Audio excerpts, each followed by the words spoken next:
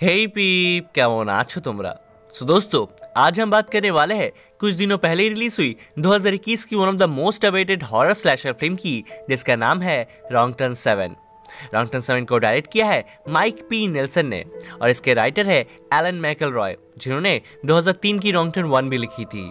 और यहाँ मैं बता दूं कि ये मूवी रॉन्ग टर्न सीरीज की एक कंप्लीट रिबूट है, जिसका इसका पहले किसी भी पार्ट से कोई भी लेना देना नहीं है। ये एक कंप्लीटली डिफरेंट मूवी है। Now talking about wrong turn series, तो मैंने ऑलरेडी रॉन्ग टर्न सीरीज के पिछले सारे मूवीज को मींस पिछले 6 पार्ट्स को ऑलरेडी एक्सप्लेन कर दिया है। सो आप लोग चाहो तो उन पार्ट्स को भी एक बार जरूर देख सकते हो। मैं उन 6 पार्ट्स का लिंक डिस्क्रिप्शन में सबसे ऊपर दे दूंगा। Now come to the wrong turn 7। So दोस्तों, एज यू नो कि ये मूवी काफी न्यू है। सो आगे इस वीडियो में सिर्फ स्पॉयलर्स ही स्पॉयलर्स होंगे उनके लिए जिन्होंने ये मूवी अभी तक नहीं देखी है। So in that case I would suggest कि आप अभी स्क्रीन पे दिखाए जाने वाले टाइम स्टैम्प पे स्किप कर सकते हो, तो आपको एक कंप्लीट स्पॉइलर फ्री रिव्यू मिल जाएगा।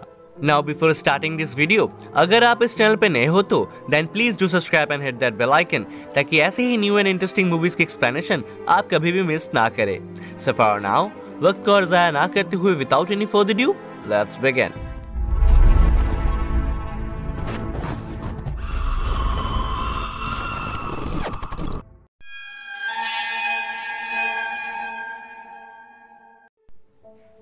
तो मूवी की शुरुआत में हम एक स्कॉट नाम के आदमी को देख पाते हैं, जो एक अननोन टाउन में अपनी बेटी जेन को ढूंढने आया था, क्योंकि 6 हफ्तों पहले जेन अपने 5 दोस्तों के साथ वेकेशन में इसी टाउन में एपलेचियन ट्रायल्स पे हाइकिंग के लिए आई थी।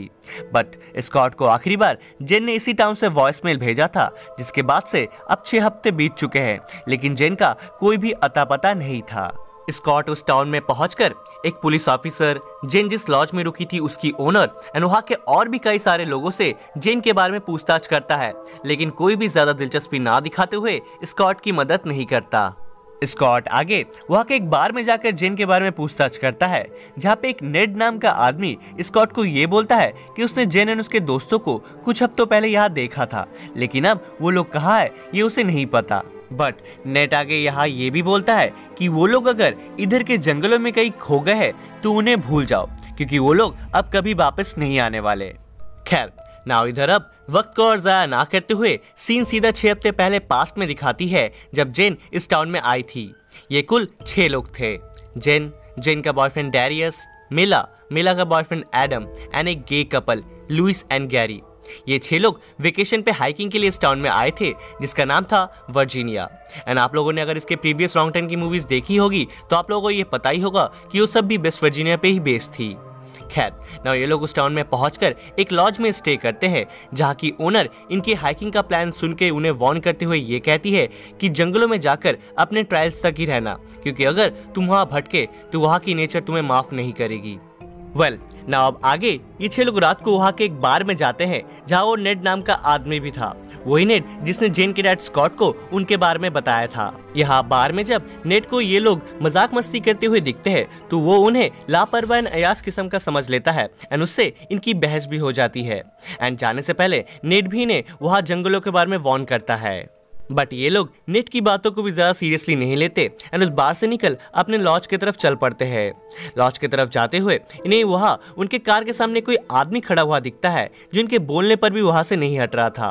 सो इसलिए वहाँ एडम उस आदमी की तरफ एक बॉटल फेंक के मारता है, जिससे वो आदमी वहां से चला जाता है एंड ये लोग उसे नेट समझ वहां से वापस अपने लॉज में चले आते हैं। एंड दोस्तों, यही लॉज में वापस आकर जेन ने अपने डैड स्कॉट को आखिरी बार मैसेज किया था।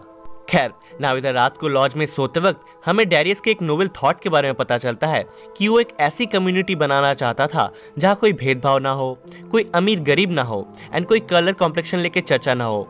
इन शॉर्ट, वो एक ऐसी कम्युनिटी बनाना चाहता था जहाँ सब इक्वल हो, क्योंकि अक्सर डैरियस को उसके कलर कॉम्प्लेक्शन के लिए चिढ़ाया जाता था। Well, now next day morning Jane वहाँ उस टाउन में जॉगिंग के लिए निकल जाती है, जहाँ उसे रास्ते में एक एडिथ नाम की लड़की मिलती है, जो अपने हाथ से बनाए हुए ब्रेसलेट बेच रही थी एंड वहाँ उसकी एक छोटी बहन भी थी, जिसका नाम रूथ ही था। जेन वहाँ उन दोनों से बेहद ही अच्छे से बिहेव करती है एंड उनसे एक ब्रेसलेट खरीद वापस अपने लॉज में आकर सबके साथ हाइकिंग के लिए निकल जाती है। वेल, ये सब उधर जंगल में हाइकिंग के दौरान बेहद ही एंजॉय कर रहे थे and everything was going normal. But तभी कुछ दूर आगे जाकर डैरियस उन्हें ये बोलता है कि इस जंगल के थोड़े और अंदर एक बहुत ही पुराना सिविल वॉर के टाइम का किला है। सो वो लोग जो कि यहाँ तक आ ही गए हैं तो उन्हें अब उस किले को भी एक बार एक्सप्लोर कर लेना चाहिए, जिसपे वहाँ सभी एग्री कर जाते हैं। बट जेन को ये ठीक नहीं लग रहा था क्योंकि लॉज की ओनर ने उनसे साफ साफ कहा था कि अपने ट्रायल्स तक ही रहना, एंड नेड ने भी उन्हें इस जंगल के बारे में वार्न किया था। सो इससे आगे जाना जेन को ठीक नहीं लग रहा था। बट यहाँ डेरियस एट एनी हाउ जेन को मना लेता है एंड ये लोग अपने ट्रायल से हट के उस किले के लिए एक रॉन्ग टर्न ले लेते हैं। खैर नाउ ये लोग उस किले की तलाश में जंगल में बहुत देर तक चलते रहते हैं, बट बहुत लेट हो जाने के बावजूद उन्हें वो किला नहीं दिखता एंड इसलिए बेहद थक जाने की वजह से ये लोग वापस जाने का सोचते हैं। बट तभी एक बड़ा सा वुडन लॉग ऊपर से लुढ़कते हुए तेजी से इनके तरफ आने लगता है, जहाँ ये सब गिरते पड़ते हुए अपनी जान तो बचा लेते हैं लेकिन सभी बेहद घायल हो जाते हैं एंड उस वुडन लॉग से दब के बेचारे गैरी की जान ही चली जाती है। एंड इधर गैरी का मौत के जिम्मेदार लुइस सीधा सीधा डेरियस को ठहराता है क्योंकि ऑब्वियसली उसी ने ट्रायल से हटके किला देखने की जिद की थी एंड अब ये हादसा हो चुका था। नाउ ये लोग अब बिना ना लड़े और वक्त को और जाया ना करते हुए अपनी वापसी का रास्ता ढूंढने लगते हैं। बट बहुत देर चलते चलते अब वह रात हो जाती है एंड जोरों की बारिश भी शुरू हो जाती है, इसलिए उन पांचों को ना चाहते हुए भी उधर ही टेंट लगाकर रात बितानी पड़ती है। जहाँ आधी रात में जेन को उनके टेंट के बाहर किसी की परछाई दिखती है, बट जेन उसे सिर्फ अपना भ्रम समझकर बाकियों की तरह चुपचाप सो जाती है।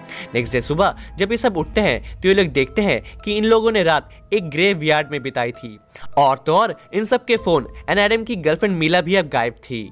इधर डेरियस को वो किला भी मिल जाता है जिसके लिए वो लोग इधर तक आए थे, बट डेरियस इधर ये नोटिस करता है कि ये किला सिविल वॉर के टाइम से कभी पहले का है एंड इसे किसी कम्युनिटी के लोगों ने बनाया है जिनका नाम द फाउंडेशन है, जो शायद आज भी इधर रह रहे थे एंड ये ग्रेवयार्ड भी उन्हीं लोगों का था।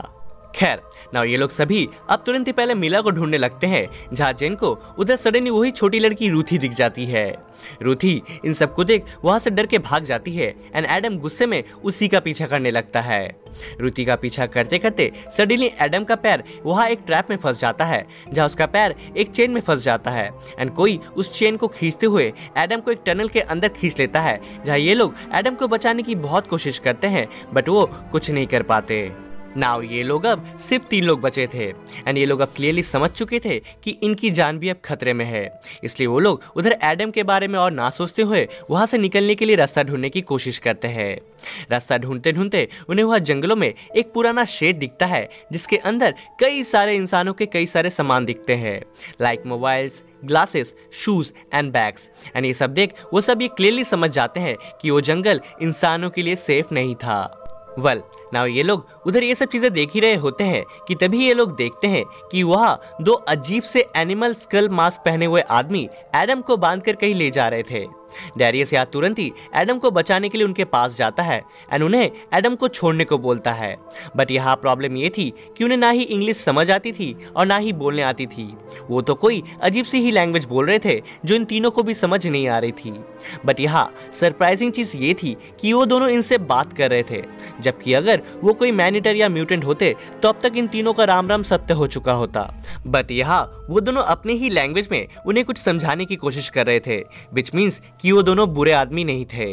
खैर इधर ये लोग एक दूसरे की बात समझने की कोशिश कर ही रहे होते हैं कि तभी एडम पीछे से उनमें से एक शिकारी को सर पे हमला कर बुरी तरह से मार डालता है एंड इस चीज को देख दूसरा शिकारी तुरंत ही वहां से भाग जाता है। यहाँ जेन को एडम की ये चीज बिल्कुल भी सही नहीं लगती, जिसपे एडम ये क्लैरिफिकेशन देता है कि वो लोग उसे बांध कर पक्का मारने को ही ले जा रहे होंगे, सो वो अगर उन्हें नहीं मारता तो वो लोग उन्हें मार देते। और तो और एडम का ये भी मानना था कि मीला को भी इन्हीं लोगों ने मारा होगा, पर तभी सरप्राइजिंगली मीला इन सभी को वापस आती हुई दिखती है। मीला बताती है कि वो सुबह टॉयलेट के लिए जंगल के अंदर गई थी, लेकिन उधर इन दोनों शिकारियों को देख वो डर के उधर ही जंगल में छुप गई थी। मीला की बातें सुन अब उधर इन सबको ये एहसास होता है कि उनसे कितनी बड़ी गलती हो गई थी, क्योंकि उनसे एक बेकसूर आदमी की हत्या हो गई थी और वो दोनों शिकारी तो इन पे हमला भी नहीं कर रहे थे। They were completely harmless. खैर ना इन्हें पता था कि इनसे एक बहुत ही बड़ा क्राइम हो चुका है, इसलिए वे लोग उस जंगल से तुरंत ही भागने की कोशिश करते हैं। बट अब उन शिकारियों के झुंड के लोगों को इनके इस क्राइम के बारे में पता चल गया था, इसलिए वो लोग उधर पूरे जंगल में इन्हें पकड़ने में लग जाते हैं। यहाँ भागम दौड़ी में मीला भी एक ट्रैप में फंस जाती है जहाँ कई सारी नुकीली लकड़ियों के ऊपर वो गिर जाती है। मीला एडम से उसे बचाने के लिए कहती है, पर एडम इधर अपनी सेल्फिशनेस दिखाते हुए अपनी गर्लफ्रेंड मीला को उधर ही मरता हुआ छोड़ जाता है, जिसके बाद उधर एक शिकारी आकर मीला को एक तीर से मार डालता है। एंड यहाँ इन चारों के उधर भागने का भी कोई फायदा नहीं होता, क्योंकि ये लोग जेन, डेरियस, लुइस एंड एडम चारों के चारों को पकड़ लेते हैं एंड उन्हें सजा देने के लिए अपने कम्युनिटी द फाउंडेशन में ले जाते हैं। हम उधर द फाउंडेशन के अंदर एडिथ एंड रूथी को भी देख पाते हैं, जो उसी कम्युनिटी का एक हिस्सा थे। एंड यहाँ हम व्यूअर्स ये देखते हैं कि उस कम्युनिटी के सभी लोग बाकी इंसानों जैसे ही बिल्कुल नॉर्मल इंसान थे एंड वो लोग इधर बाकी दुनिया से कट के बिल्कुल अलग अपनी एक डिफरेंट दुनिया में रह रहे थे।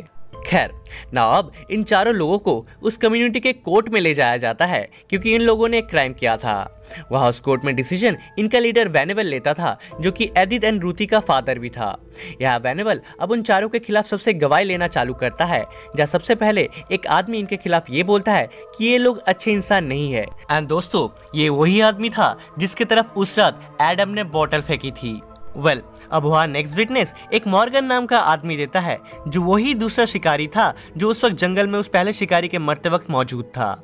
यहाँ मॉर्गन बताता है कि वो लोग जंगल में एज यूजुअल हिरन का शिकार करने गए थे, जहाँ उन्हें लगा कि उनके ट्रैप में कोई हिरन या कोई और शिकार फंसा है, बट खींचने पर उन्हें बेहोश एडम मिला। इसलिए वो लोग उसे बांधकर वापस ट्रायल तक छोड़ने जा रहे थे, ताकि वो सही सलामत वहां से वापस जा सके। बट तभी एडम ने उसके साथियों के सामने मॉर्गन के भाई को बेरहमी से मार डाला। खैर नाउ वेनिवल, जिसे इंग्लिश आती थी, वो अब जेन की गवाही लेता है, जहां जेन ना चाहते हुए भी एडम को बचाने के लिए झूठ बोलती है। बट तभी रूथी वहां आकर सब सच बता देती है, क्योंकि उसने एडम को खून करते हुए देखा था। तो अब सारे विटनेसेस को सुनने के बाद वेनेबल अपना फैसला सुनाते हुए खून के जुर्म में एडम को मौत की सजा सुनाता है एंड बाकी तीनों को झूठ बोलने के लिए जिंदगी भर के लिए अंधकार की सजा। वेनेबल पहले तो एडम को ठीक उसी तरीके से मारता है जिस तरीके से उसने उनके मेंबर को मारा था, एंड उसके बाद वो लुइस की दोनों आंखें एंड जीभ काटकर उसे एक अंधेरी गुफा में फेंक देता है। और दोस्तों, यही थी जिंदगी भर अंधकार की सजा। खैर ना अब अगली बारी जेन एंड डेरियस की थी अंधकार की सजा के लिए, एंड उनके साथ भी सेम लुइस जैसा ही होने वाला था। बट यहाँ जेन अपने एंडेरियस की जान बचाने के लिए वो खुद को एंडेरियस को उन्हें ऑफर करती है।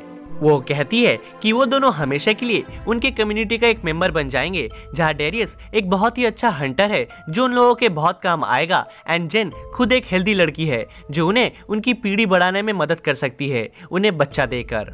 नाउ जेन की बातें सुन वेनेवल को उसका ऑफर बेहद पसंद आता है, एंड जो कि उसकी वाइफ मर चुकी थी, इसलिए वो जेन एंड डेरियस की जान बख्श देता है एंड जेन को अपनी वाइफ बना लेता है, ताकि वो उसकी पीढ़ी बढ़ाने में मदद कर सके, उसे बच्चा देकर। खैर सो ये थी 6 हफ्ते पहले की स्टोरी, जब जेन अपने दोस्तों के साथ वर्जीनिया के इस टाउन में आई थी। एंड नाउ अब यहाँ से स्टोरी प्रेजेंट में शुरू होती है। हम व्यूअर्स अब जेन के डैड स्कॉट को देख पाते हैं, जो उसी बार में बैठे हुए थे और अपनी बेटी जेन को कैसे ढूंढे ये सोच रहे थे, कि तभी उधर स्कॉट के पास लॉज की ओनर आती है एंड स्कॉट को ऐसे हेल्पलेस देख वो फाइनली अपना मुंह खोलती है। वो बताती है कि उधर जंगलों के अंदर कुछ इंसानों की एक कम्युनिटी रहती है जिनका नाम द फाउंडेशन है, एंड इट्स क्वाइट पॉसिबल कि शायद जेन उधर ही हो, जिसे सुनते ही स्कॉट उधर जाने की ठान लेता है। बट उधर स्कॉट एंड लॉज ओनर की सारी बातें संकी नेड सुन लेता है एंड वो स्कॉट को बेहद मारता है। इतनी मार खाने के बाद भी नेक्स्ट डे मॉर्निंग स्कॉट अकेले ही उन जंगलों की तरफ निकल पड़ता है, बट जो कि उसे द फाउंडेशन तक का रास्ता नहीं पता था, इसलिए वो लॉज ओनर अपने नेफ्यू एड को स्कॉट की मदद करने को बोलती है। एड स्कॉट से पैसे लेकर उसकी मदद करने के लिए मान जाता है, एंड एड अपने बेटे कूपर को लेकर स्कॉट के साथ जंगलों में एंटर करता है। ये तीनों जंगल में लगे हुए ट्रैप से बचते हुए सेफली आगे बढ़ ही रहे थे, बट तभी एड का बेटा कूपर एक ट्रैप में फंस जाता है एंड उसे बचाने के चक्कर में एड एंड कूपर दोनों ही मारे जाते हैं। खैर अब स्कॉट अकेले ही जंगल में आगे बढ़ता है एंड फाइनली रात होते होते वो द फाउंडेशन के सामने पहुंच जाता है। बट इससे पहले कि वो खुद ही उसके अंदर जाता, द फाउंडेशन के लोग वहां उसे देख लेते हैं एंड स्कॉट को पकड़ उसे द फाउंडेशन के अंदर ले जाते हैं। अंदर जाकर जख्मी स्कॉट को उधर उसकी बेटी जेन एंड डेरियस भी दिख जाते हैं, बट सरप्राइजिंगली इधर जेन ही स्कॉट को एक तीर मार उसे बेहोश कर देती है। ना कुछ देर बाद अब स्कॉट को होश आता है एंड वो खुद को एक तहखाने में कैद पाता है। इधर स्कॉट ये सोचने लगता है कि आखिर उसकी बेटी जेन को हो क्या गया है कि तभी उधर जेन आती है एंड स्कॉट को फ्री कर चुपचाप वहां से चलने को बोलती है। दरअसल दोस्तों, जेन ने पहले सिर्फ स्कॉट को बचाने के लिए वो तीर वाला नाटक किया था एंड वो खुद द फाउंडेशन से आजाद होने के फिराक में थी। ना वहां से निकलने के बाद स्कॉट एंड जेन पहले डेरियस के पास जाते हैं एंड उसे भी उनके साथ भाग चलने को बोलते हैं, बट जो कि डेरियस एक ऐसी ही कम्युनिटी चाहता था जहां कोई भी भेदभाव ना हो एंड सब इक्वल हो, इसलिए डेरियस उन लोगों के साथ चलने से मना कर देता है and he decided to stay there. Now Scott and Jane Darius को उधर ही छोड़ अकेले ही आगे बढ़ते हैं, जहाँ रूथी इन्हें वहां से निकलने का रास्ता दिखाते हुए उसी गुफा में ले जाती है जहाँ लोगों को अंधकार की सजा दी जाती थी एंड वो गुफा ही यहाँ से बाहर निकलने का एक लौता जरिया था।